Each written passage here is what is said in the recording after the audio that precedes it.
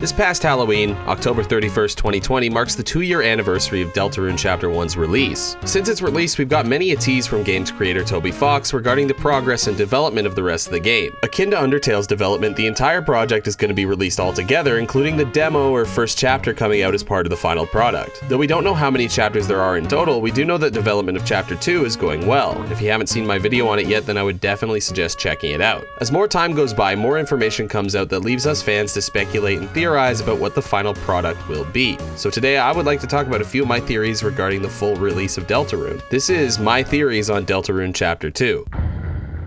And also the rest of the game too, kinda. I'm just gonna start off by saying I'm not gonna be making Sans' Nest levels of assumptions here. Like, I won't sit here and tell you, because we don't actually see Papyrus in the first chapter, it must mean one thing, that Gaster has his hands on him. Why else would Sans ask for your help? Because he knows that in this timeline, you're the soul of determination. No, I'm not gonna do that. Instead, I'm just gonna make a series of educated guesses based on a little bit of information we've already received, and cite game creator Toby Fox's previous work, Undertale, and the Deltarune demo to project what I assume will be in the rest of the game. Okay, now for real, The release of Deltarune Chapter 1 established a few new mechanics compared to the previous title. For example, the bullet hell aspects have returned from Undertale, but combat has changed from an almost first-person perspective to a more traditional RPG combat akin to Final Fantasy. Though the previous title is known to play with the player's expectations, the pre-established rules of combat tend to stay the same. Make your action, then dodge. With this in mind, I believe that our trio of heroes will be the main party throughout the entirety of Deltarune. Though there are moments where not all of them are present, the Fun Gang is the perfect balance of gameplay style. Pacifist, genocide, and neutral. This doesn't mean that new characters can't be introduced into the party, but as far as combat goes, I just don't see any room for anyone else. Except for Rudy, my OC. Come on, Toby. And speaking of new characters, let's talk about Noelle. Noelle has appeared in the original sketches for the Fun Gang, has her own theme music teased by Toby Fox himself,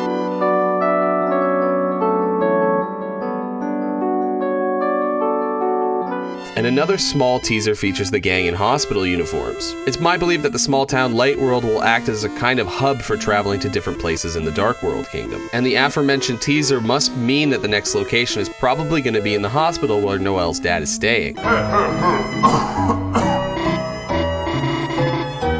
Noelle will probably join them on their next time they enter the Dark World, and based on screenshots, it's assumed that the next part will be hospital-themed. Since Noelle's theme is set to play multiple times throughout the game, as stated, it's also assumed that it's just used to set the mood, even when she isn't present. I also believe that the fountains in the Dark World are indicative of real-world problems. During Chapter 1, Susie starts out as an angry and violent person, even threatening Chris for being too quiet.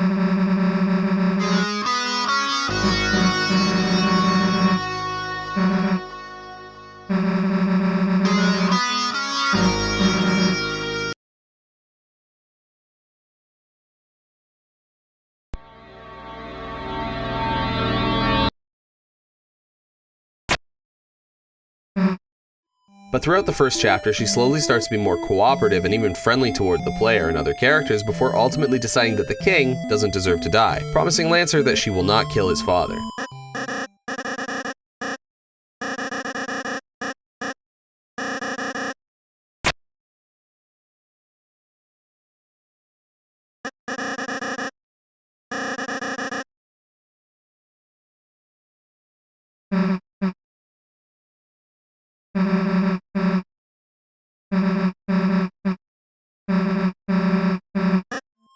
I really do think that the fact that Susie has a temper turnover as a character, that is what closed the fountain, thus solving the problem that was her violent nature, that ultimately stemmed from loneliness. I do believe in the new chapter that a dark fountain will form due to Noelle's father, whether that means his condition gets worse or he passes away altogether, and how Noelle would cope with the turn of events. I don't really know how the king or queen ties into all of this. It's believed that the knight has the ability to create these fountains from the dark world, so I may just have this theory wrong and it works the other way around, or the occurrences in the light world allow them to open the dark floodgates, but it's pretty up in the air. There's also too little information on the queen, as she's only mentioned by Jevil when beaten violently, but it's assumed that she's a superior to the knight. It may seem premature to say at this point, but if this is how they pull off the story of Deltarune by focusing on one character or a group and their problems per chapter, then I'd really be excited to see how they pulled it off. It's also my belief that the main fountain is related to Chris's family issues, and the keeper of this fountain, Ralsei, is related to Chris's brother Azriel. When starting the game, Chris's side of the room is bland while his brother's is clean and vibrant / decorated, with more detail put into the descriptive text of objects than on Chris's side.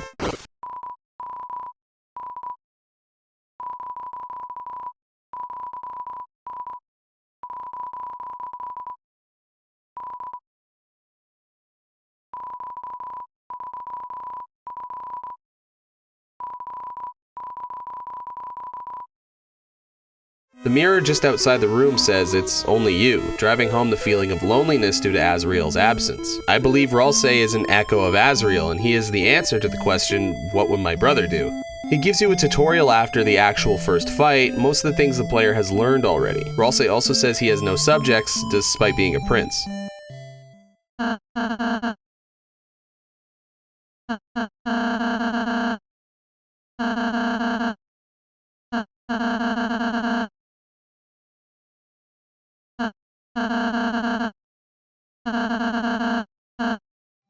Throughout the game, Ralsei is a paragon of moral righteousness, advising the player on what they consider to be the right course of action, and a good juxtaposition to Susie's violent nature, displaying the two extreme ways people tend to play through these type of games. Ralsei says he bakes cakes, just like Toriel, is a goat monster, just like Azriel, and I know I said I wasn't going to do Sans' Nest to you guys, but rearranging the letters in Ralsei does spell Azriel.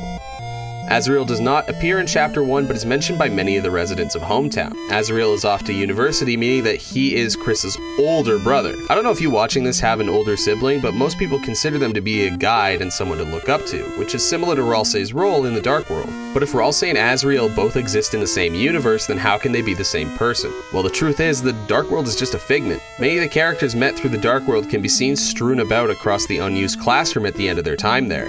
Additionally, when the player checks their inventory, all of their items have been accumulated into a ball of junk. There were also a few oddities that occurred during Chris and Susie's time in the Dark World. Isn't it odd how the puzzle pieces already knew about the player and companions despite never actually meeting them before? Or how Susie mentions briefly that it feels like nothing she eats in the Dark World matters. Also the fact that Chris and Susie look completely different in the Dark World. There were also a few lines of dialogue from Sham that seem to imply that he's in on it, referring to our creators.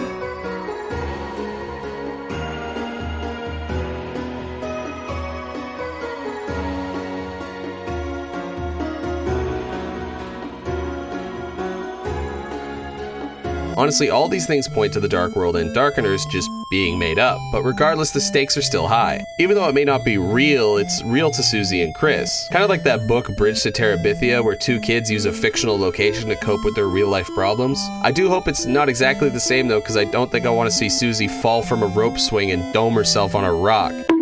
Speaking of domes, it rhymes with homes. Deltarune also explores the theme of family throughout its first chapter. Chris's family is shambled. Parents divorced, brother gone, and a mother that isn't even interested in speaking to her baby daddy. Noelle's dad is in the hospital, and she mentions her mom doesn't like being disturbed while working. Why isn't she visiting Noelle's dad? Also, where does Susie live? Despite being a main character, we still don't know all that much about her. Sans has his brother. Yep, all of these families have very different dynamics with varying levels of dysfunction. I do think that the later chapters will delve deeper into these themes, and we'll get to see unique insight into the lives of characters we've become so attached to. Also, before we wrap up, I got one more guesstimate to make. The shocking final scene where Chris tears out his heart and throws it in a birdcage is probably just a dream sequence used to drive home the point of you don't have control the game frequently uses.